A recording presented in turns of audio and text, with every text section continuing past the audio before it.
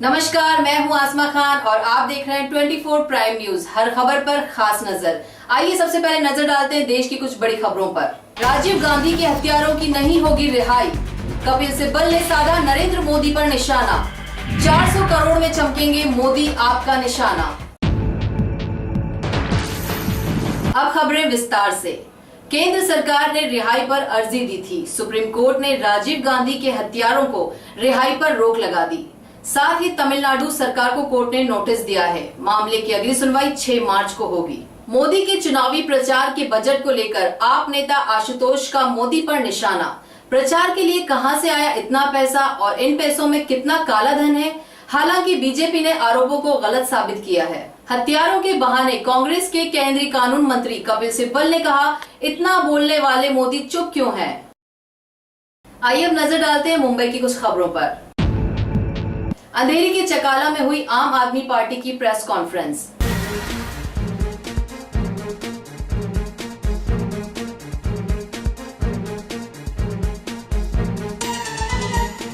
दो 2014 के चुनाव का बिगुल बज चुका है। देश भर में चुनाव की तैयारी शुरू हो गई है। इस चुनाव में एक बात तो तय है कि जो सत्तारूढ़ कांग्रेस यूपीए कंबाइन जो है, जो रूलिंग कंबाइन है इस देश का, उससे जनता की आस्था उठ चुकी है। ऐसे में ये बात तो तय है कि जो आज तक राज कर रहे थे ये जाएंगे। सवाल ये है कि कौन आएगा।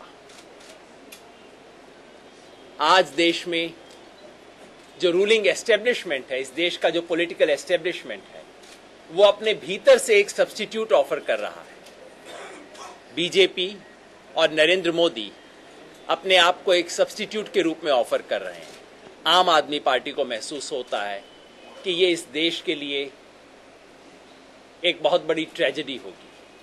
हमने बार बार कहा है, ये जो राहुल गांधी बनाम नरेंद्र मोदी इस चुनाव को पॉजिट किया जा रहा है, वो इस देश के लिए बहुत बड़ी ट्रेजेडी है।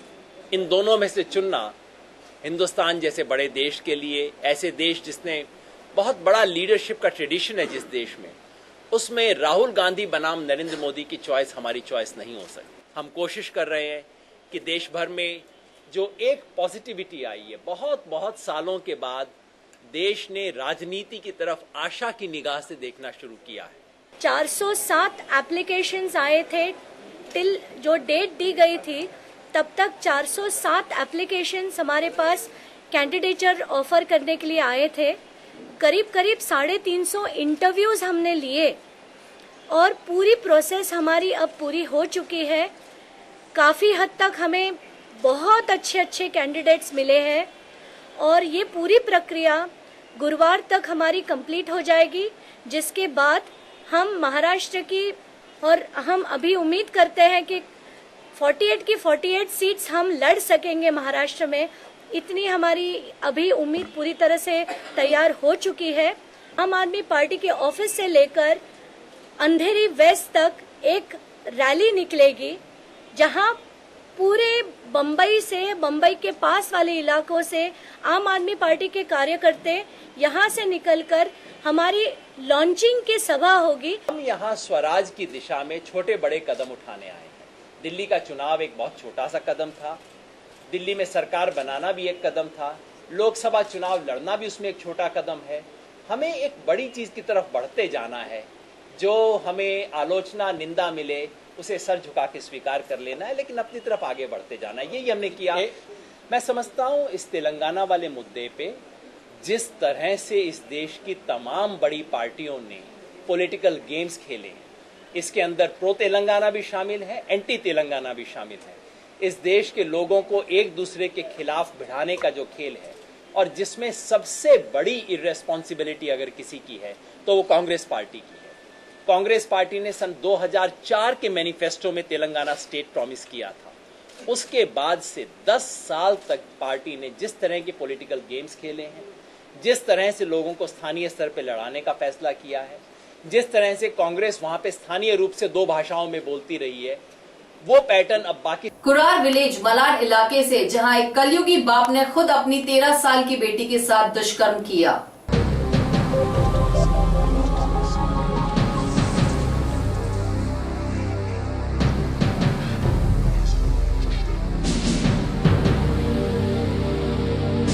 एक केस में एक पिताजी ने अपनी बच्ची पे शराब पी के अत्याचार यौन शोषण किया है। इसके बारे में तहकीकात चालू है और मुलजिम बंद है।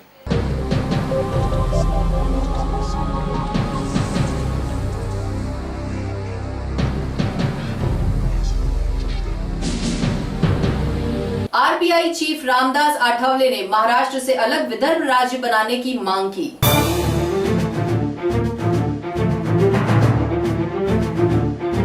अलग विदर्भ राज्य को लेकर आरपीआई चीफ रामदास आठवले ने की आंदोलन करने की मांग। तेलंगाना राज्य अलग होने के बाद अलग हो विदर्भ राज्य की मांग करते हुए रामदास आठवले ने कहा कि केंद्र सरकार से हम लोग बात करेंगे। अगर इस पे कोई सुनवाई नहीं हुई तो 24 फरवरी से एक बहुत बड़ा आंदोलन करेंगे। आरपीआई चीफ का कहना है कि विदर्भ का महाराष्ट्र में कोई प्रगति नहीं हो रहा है, इसलिए विदर्भ राज्य अलग होना जरूरी है, जिस तरह तेलंगाना राज्य अलग हुआ है। स्वतंत्र विदर्भ राज्य के निर्माण के लिए आरपीआई की मांग है कि भाई स्वतंत्र विदर्भ राज्य होना चाहिए। उसके लिए 24 फरवरी को पूरे विदर्भ में तहसील और कलेक्टर कचहरी पर आरपीआई का धरना प्रदर्शन होगा और सरकार की तरफ हम आग्रह मांग करेंगे कि जिस तरह तेलंगाना का राज्य आपने किया है स्वतंत्र, उसी तरह विदर्भ का राज्य का निर्माण होना ही चाहिए। स्वतंत्र विदर्भ राज्य अलग होने को लेकर के आरपीआई चीफ रामदास आठवले ने आज एक प्रेस कॉन्फ्रेंस रखे थे। जी हां, उसमें उन्होंने बताया जिस तरह से तेलंगाना राज्य अलग हुआ है उसी तरह स्वतंत्र विदर्भ राज्य भी अलग एक होना चाहिए। इसको लेकर उन्होंने केंद्र सरकार से बात करने की बात कही है। उन्होंने बताया कि अगर इस पे केंद्र सरकार की कोई प्रतिक्रिया नहीं आई तो 24 तारीख को हम लोग आंदोलन करेंगे। कैमरामैन अनय के साथ सुगंधा झा, 24 प्राइम न्यूज, मुंबई। सैयद हाजी अब्दुल रहमान शाह बाबा की दरगाह में महाराष्ट्र के मुख्यमंत्री पृथ्वीराज चौहान ने शिरकत की।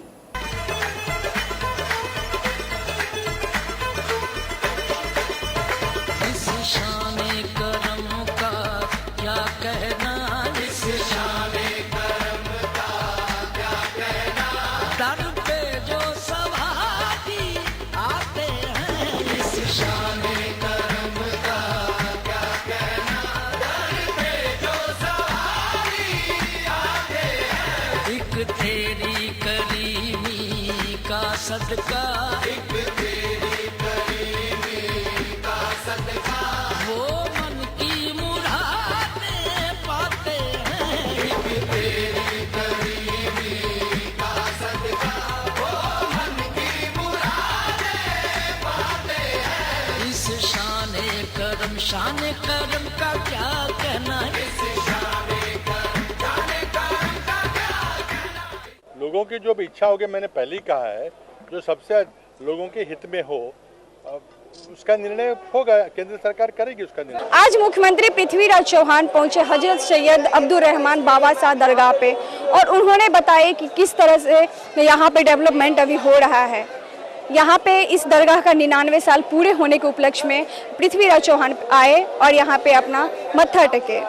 जी हाँ, इलेक्शन से पहले उन्होंने यहाँ दरगाह पे आकर के अल्लाह से दुआ भी मांगे। कैमरामैन अनय शर्मा के साथ Sugandha Jha, 24 prime news, Mumbai.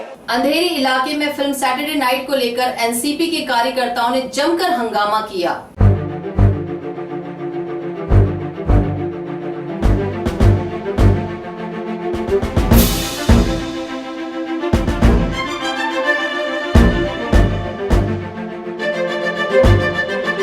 Film release होने जा रही है सैटरडे नाइट, जिसके कुछ प्रीव्यू आए हैं यूट्यूब पे।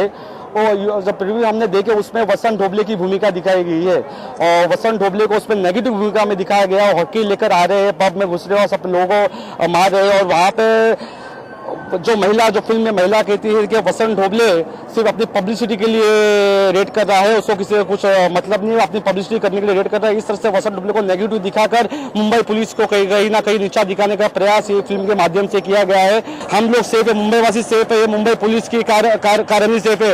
और वसंत डोबले साहब ने जो डेयरिंगबाज काम किया था अपने वक्त में, हाई सोसाइटी पे रेड करना, सब लोगों ने आज से छोटे मोटे बारों पर रेड होगी, पर वसंत डोबले ने दिखाया कि पुलिस सबके लिए एक है, भले वो हाई सोसाइटी हो लो सोसाइटी, हर किसी के लिए पुलिस एक ही तरह का कानून है।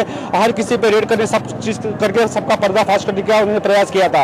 आज चेतावनी से दे रहे, आज सब मुंबई के जितने मल्टीप्लेक्स और जितने थिएटर सबको हमारा पत्र जाएगा। यदि अगर ये सिर्फ एक दिखावा, ये झलक है हमारी, खाली ये सारी हमारे विद्यार्थी कांग्रेस, युवक कांग्रेस ने खाली एक झलक दिखाई है, हमारे प्रोटेस्ट करने थिएटर को चेतावनी है।